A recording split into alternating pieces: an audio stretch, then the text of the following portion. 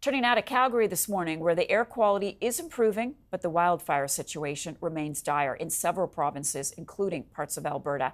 CTV's Austin Lee joins us now from Calgary with more. Austin, good morning to you. Skies look nice and blue behind you, but where do things stand with the fires in that province?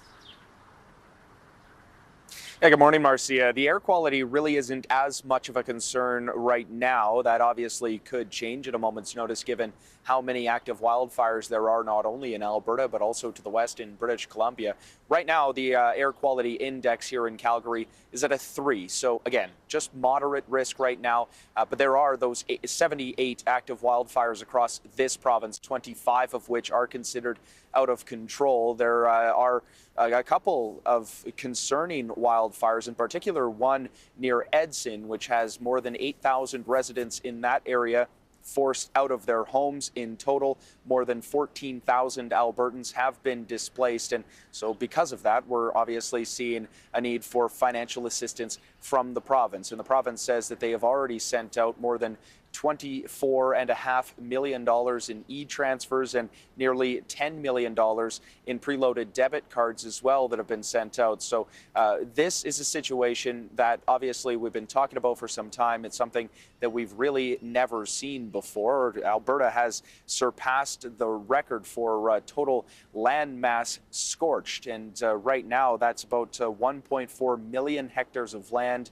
And it is still just coming up to mid-June, obviously. So very scary situation for people living in those impacted parts of the province. The last record that was set was in 1981, so a long-standing one. But again, 1.4 million hectares burned already this year. Just to put that into perspective, that's about the size of the state of Connecticut. So that's just in Alberta. When you look across the country, we're talking about 47,000 square kilometers.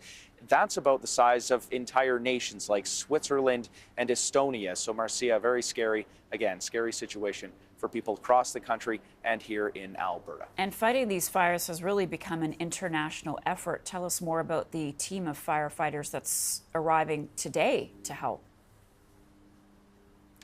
Yeah, that's right, Marcia. It really has been. I've been saying it all week, all month, really, an all-hands-on-deck approach, not just from Canadians, but also from Americans. There's teams here from Australia, New Zealand, and also today, more firefighters coming from South Africa. There will also be fire crews coming in from Costa Rica and from Chile, some of them going to be here in Alberta, but all across the country. They will be responding. So nations coming together and really trying their best to help out with the situation.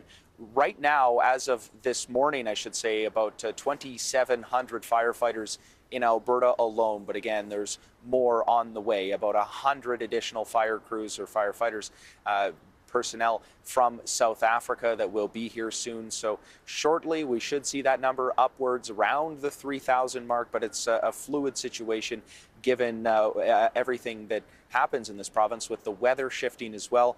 That is where some good news is. Edson is expecting a significant amount of rain, not only today and tomorrow, but also into the weekend. So we're hoping to see sustained showers that can help to saturate the ground there and assist in those firefighting efforts and hopefully allow those 8,000 plus residents to return home safely sooner rather than later. Coming back to that financial assistance as well, I do want to point out that people who have been forced out of their homes in Yellowhead County and Edson, that's again the big problem area here, they are now eligible to apply for that financial assistance. They have been out of their homes for long enough to send in those applications. So if anyone is watching or listening that is in that situation, again, you can now apply for financial assistance through the Government of Alberta's website. And so that should help a lot of people who are struggling to make ends meet right now. And again, fingers crossed for a significant rain event here over the coming days. Austin Lee, thank you so much.